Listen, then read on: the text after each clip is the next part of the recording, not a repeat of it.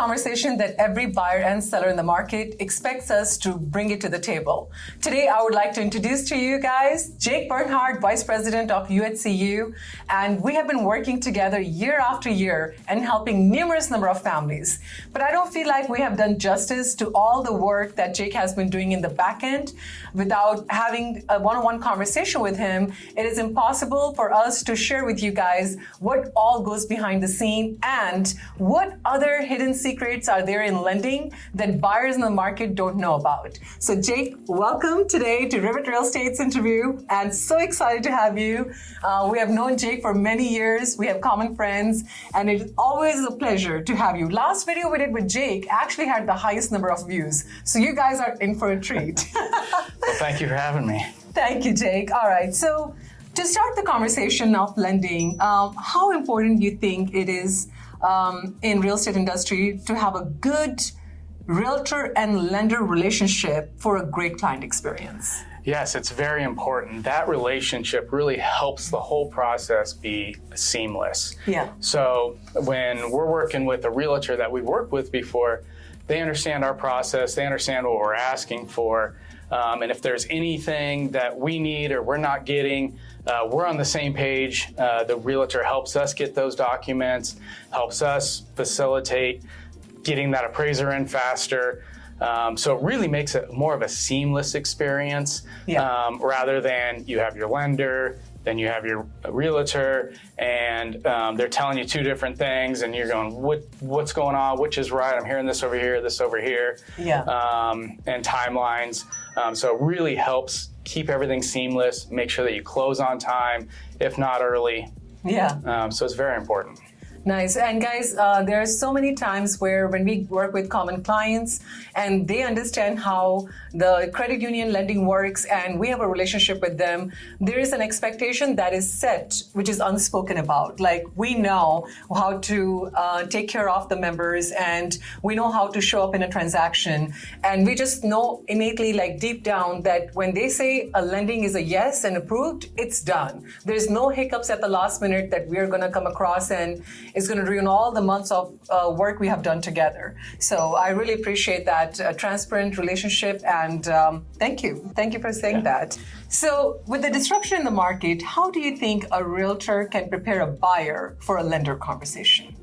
Yeah, so it's important to involve the lender very early on to make sure that everybody's on the same page with what this buyer's ability to get a loan, how much house that loan can buy them, their assets, their income can all support that, and really make sure that that buyer's comfortable with the house that they end up with the payment that they end up with. So really getting them involved early, getting their documentation together in terms of your income and your assets, and then also making sure that you're telling your buyer, be completely open and transparent with the lender. Sometimes people are unsure about certain things and maybe they don't want to go into all the details of what's going on, or think that, I don't want to tell them about this situation that might happen. And that's how delays end up happening in the end. Lender usually finds out about, you just got married, or whatever it may be. At the end, they're finding out about it. That's what causes delays. If we know up front, we know how to structure the loan so that it's the same process going all the way through and not having to change gears partway through. Got it. So guys, when we work with Jake and UHCU, it sounds like we almost have an expectation of what documents you're going to ask. And if we can prepare our buyers to have those documents ready in their hand when they're about to have a lender conversation, the whole process goes so much easier. I mean, it's almost the same documents that are needed across the board. Unless you're married or not married, or you are self-employed, or you have additional income in addition to your first job, then the things change. But the basic documents are very similar. So we appreciate that seamless process that you guys have around what documents are required. And we get to actually prepare our clients before the consultation on this is what lender is going to ask. And if you have have it handy, you can take the conversation to the next level quicker. All right. Well, thank you. Let's talk about the elephant in the room. High interest rates. In last 9 months, we've experienced a disruption in the market with high interest rates. So the same house payment at $550 at 4.75 was different, and at 7% it's different. And a lot of buyers out there in the market are thinking that they can no longer afford. What do you have to say to those buyers who are thinking they should give up on buying just because interest rates are high? Yeah, so something that people may not be thinking about, yes, the interest rates might be higher, the competition's not quite as much. So if you remember, back then when rates were in the 3-4% range, there was a real frenzy going on about got to get a house. And so people were bidding well over asking price. Yeah. Now, when you're getting a loan and you're bidding over asking price, usually that's over the appraised value, and people were waiving appraisals. All the time. So you have to come up with that additional funds. Yeah. So even though you maybe have had enough to put down 20%, now you're really only putting down 10% because we're using our loan to value based off the lower of the appraised value or that new purchase price. Yes. So now you have mortgage insurance. So is that payment for payment going to be the same? Yeah. You look at when you're paying more, your taxes end up being more. So now, are you getting that house at around asking price? Are there seller concessions helping with closing costs? So your payment can actually could be similar depending on the house. Your taxes could be lower. Yeah. So there's a lot of different things that could be happening there. So just because you hear that interest rates are higher and at a 3.5%, $600,000 payment was the same as a $430,000 loan at a 6.5% interest rate, right? Okay, well, there's a lot of other things that go into it than just that interest rate and that payment. Yes. It almost sounds like that what we are forgetting to pay attention to, that there is a correction in the price in the market. So if you were putting $60,000 above market value in cash just to win the bid, by no means that money was accounted for the equity. It was just like your down payment didn't go up.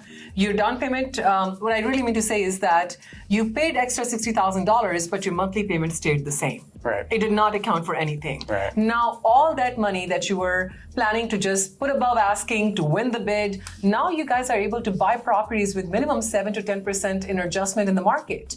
So the real question we have to ask ourselves is that, are we willing to marry the house and date the interest rate? Right. Right? Like, what is your thought on people being able to refinance later in the market? Kind of along this line, I ran some numbers today thinking about this. If you were to buy a house right now, let's say your loan's $600,000, 6.5%, your payment's around $3,800. Okay, so if you're putting 20% down, that's a $750,000 purchase price. If you're putting 5% down, that's $632,000. Yeah. Okay, so now if you wait at a $670,000 loan amount at a 5.5% rate, that payment's about $3,800. You're saying, okay, well, I should wait. Yeah. But wait a minute, because now at 20%, that's a $837,000 purchase price. At 5% down, that's $706,000. Yeah. Now, when you look at the taxes on those properties, the taxes on that first scenario of a $632,000 house are about $1,050 a month. Wow. Whereas the taxes on that $706,000 house are close to $1,200 a month. Ends up working out around $125 a month more in taxes. All right. So now you're saying, okay, but my interest rate was this. I'm paying more in interest. Okay. Now to your scenario, you're looking at a year from now, you bought that house at the $632,000, put your 5% down, you have your 6.5% rate. Now you're refinancing that $600,000 loan to that 5.5%. Your payment goes down to a little over $3,400. Yeah. So in that scenario, you have a total savings between your tax savings and now your interest rate lowering of $513. So in that same scenario that you're waiting to interest rates go a little bit lower, then you can buy a little bit higher house.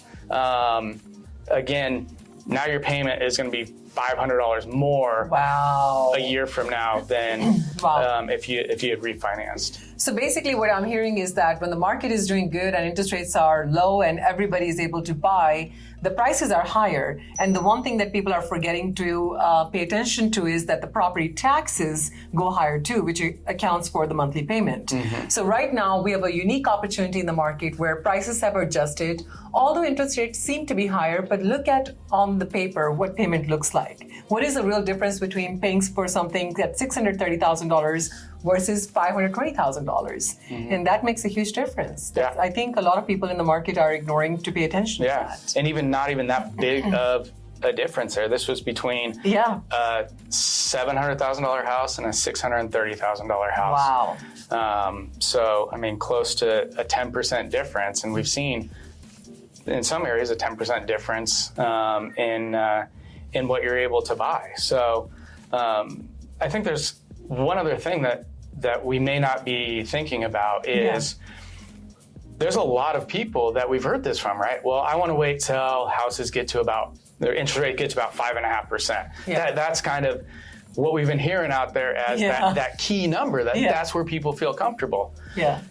Well, if we've been hearing that a lot, there's probably also people out there thinking and not telling us that. Mm-hmm. So if you're waiting until rates get down at 5.5%, your competition's going way up. And here in Austin, again, are we going to end up in that frenzy where people are going, okay, it's 5.5%. I want to go out and buy. Yeah. And now you're not getting seller concessions. Yes. Prices are going up. And you're compromising on the house.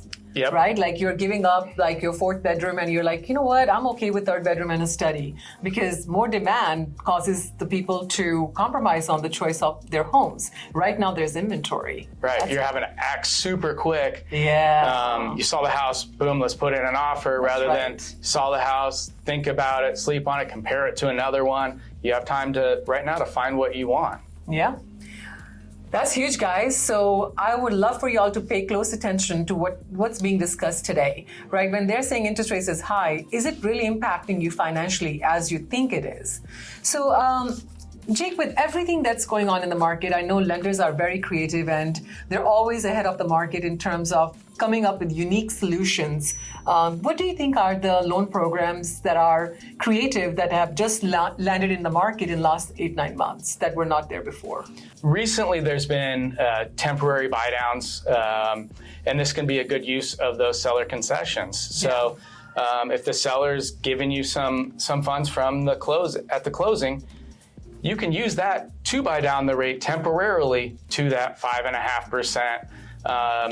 And sometimes they're stepped down. So maybe you get it to 4.5% the first year, 5.5% the next year, 6.5% the year after that. By then, have rates dropped? Are you able to refinance? Yep. And as we saw in those examples, about a $500 savings a month. So are you able to utilize that to keep your payment where you want it? And then wait for the market and rates to adjust. You know, it's funny you say that because there's so many buyers in the market who think, you know what, the only way for us to come down to that monthly payment that they originally planned for is by knocking off the price of the list price. And that makes a negotiation sometimes so hard because other properties are selling, you know.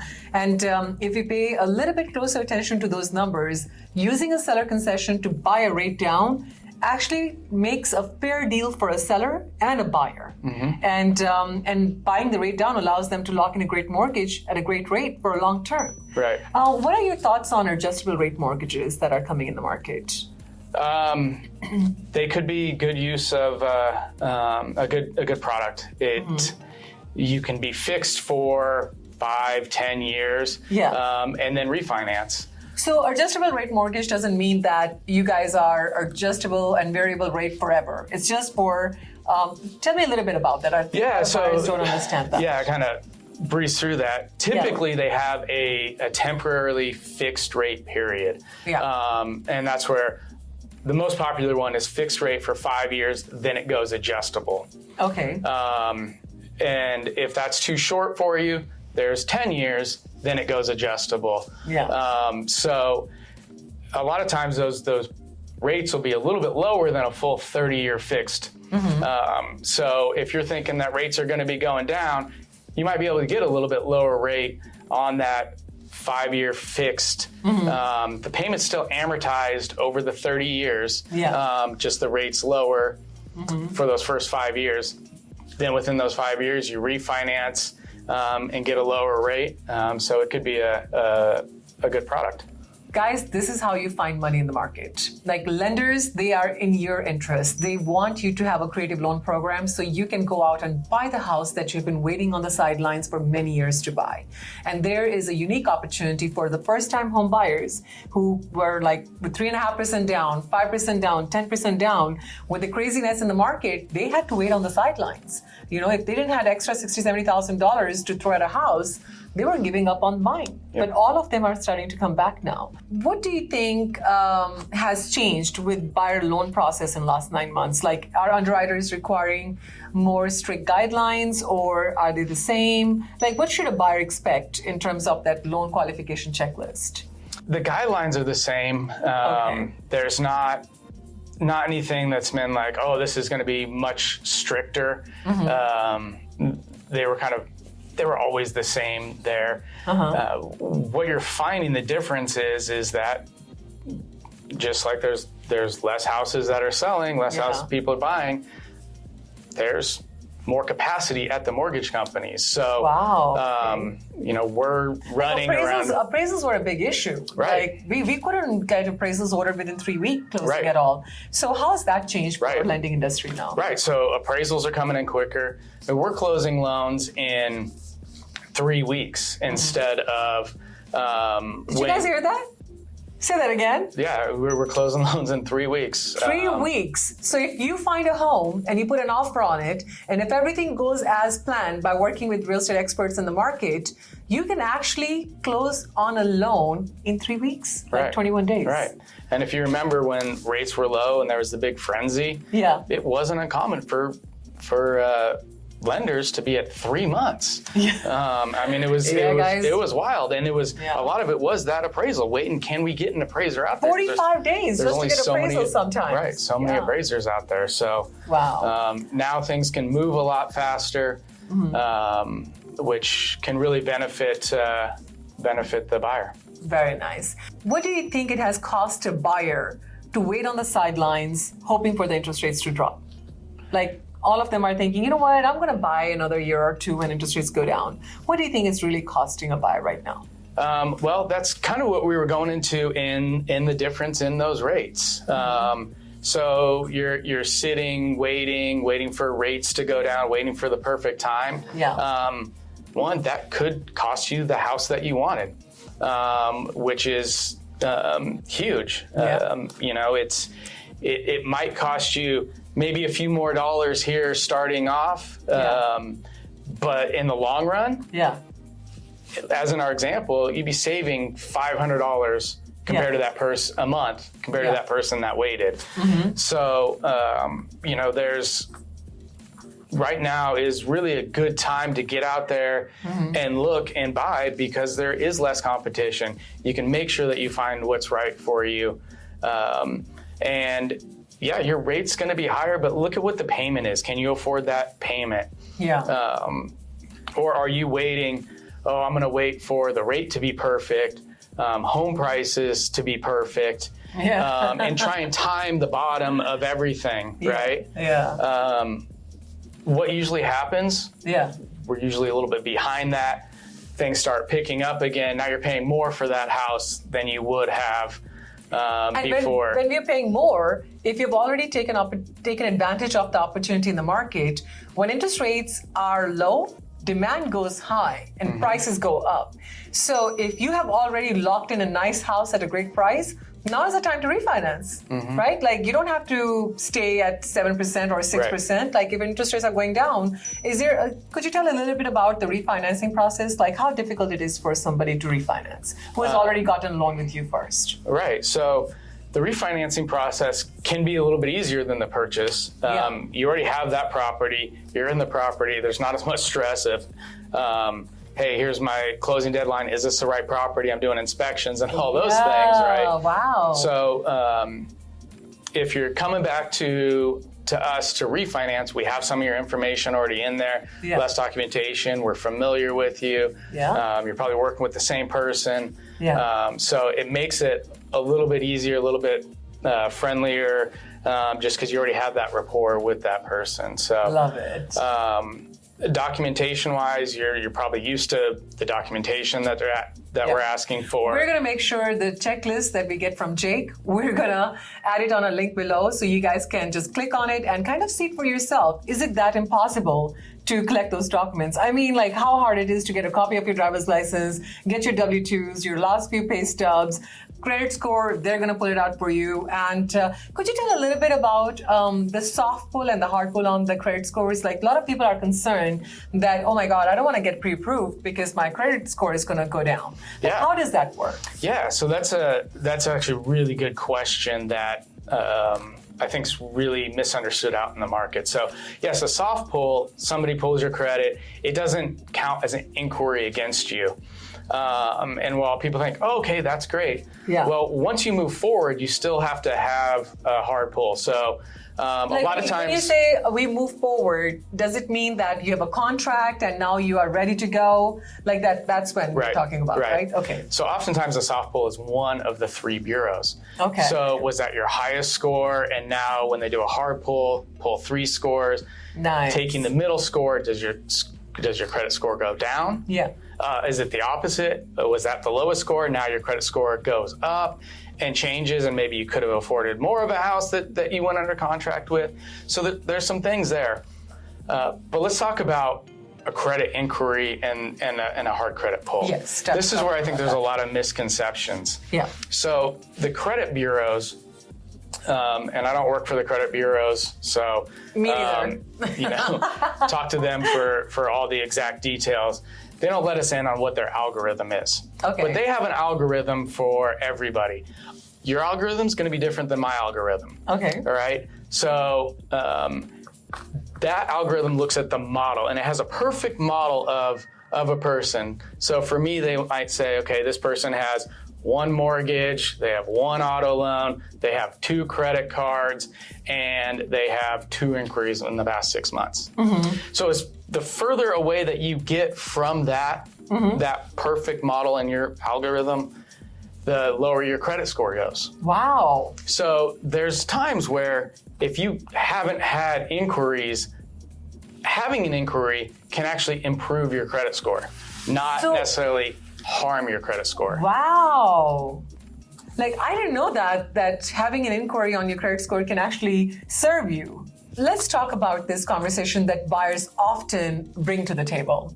They're like, you know what? I'm not finding that perfect house that I'm looking for that has that, half an acre backyard and has like 5 bedrooms and a separate study. And they're just like very particular in their need, and they are giving up on the opportunities that are available. Like in your years of helping people buy real estate and lend in real estate, what would you say to those people? We hear this all the time, and we see it there's low inventory out there right now, right? So we get a lot of people, they'll get the loan started and they're just like, I can't find anything to buy. I can't find anything that I want. Yeah. Well, I say to those people, just go out there, buy something, have what you must have in a house, have what you want to have in the house, get those must-haves, right? But then get in that house. It's going to, over time, as we've seen, it's going to appreciate. You're going to gain equity. We have things like home equity lines of credit that you can use that equity to then turn that house into that dream house, those wants. Yes, those in addition to your must-haves. Floors, yeah. Right. Yeah. Or you use that equity and then you're able to buy that perfect house that you wanted. And you can rent your first one out and have a tenant pay off your mortgage, right? Right. Wow. So, and you're thinking, okay, well, if I'm going to have somebody rent it out, what am I going to use for my down payment on the new house? Yep. So again, that home equity line of credit on that house using that equity for that down payment on your new house, and then renting that house out so that that's cash flowing for you and it's covering it. Somebody else is paying that off for you. You've used this equity over here to get the down payment, and now you have that perfect house, and now you have an asset over here that's making you some money.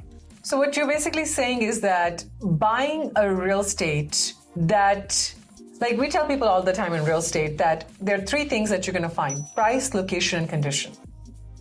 And from our years of experience in real estate, people always have to kind of let go on one criteria out of the three.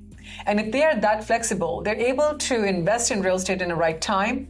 And you're basically saying that if people much rather invest in real estate and buy something rather than just waiting for that perfect opportunity, that house can potentially enable, not potentially, but definitely enables them in future to buy the real home, the dream home they've been looking for. But until then, if they're choosing to just rent month after month, year after year, none of that dollars are coming back to them. Right. So it's a huge lost opportunity. Right. And no equity appreciation. Right. And that's a lot of things in life. You keep waiting for things to be perfect, and waiting for that perfection, and you don't make a move, you don't take that chance. Yeah. And then by the time you do, you realize, oh, well, it would actually been better earlier, and you can't go back in time. You can't go back in time. So it's not necessarily about, oh, let me wait for the perfect time when rates are down and values are down, and then everything's going to be perfect, right? Yeah. Most of the time you don't hit that spot. So it's getting in now. Can you afford it? Can you afford that payment? Yeah. And then adjusting from there, and then turning maybe what you had that wasn't perfect into something perfect. Yeah. Perfect for because you. a rental home is a house that you're renting is not going to enable you to buy more investments or buy more real estate. That money is gone forever. Might as well just spend it and forget about it. But if you're buying a property, it appreciates. You're saying you can actually take a home equity line of credit against the property. You can improve the property for yourself and make it that perfect home that you were looking for, or use that line of credit and now buy more real estate and rent the current real estate out and balance it out with the tenant payments per month. Wow, I think it's excellent. Anything else that you think? Yeah, so we have people as well that perfectly happy with their current house. Yeah. And they'll use that line of credit. Yeah.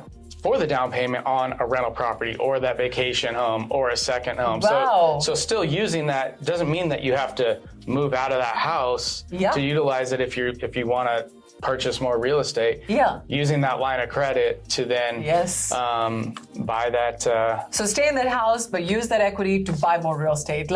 Because equity in the house, if it can yield you more return, more appreciation on other pieces of real estate, then it's enabling your legacy. It's enabling your retirement. And I don't think there's a single person that I've seen who's successful and doesn't own real estate. So anything else? That's it. That's it, I guess.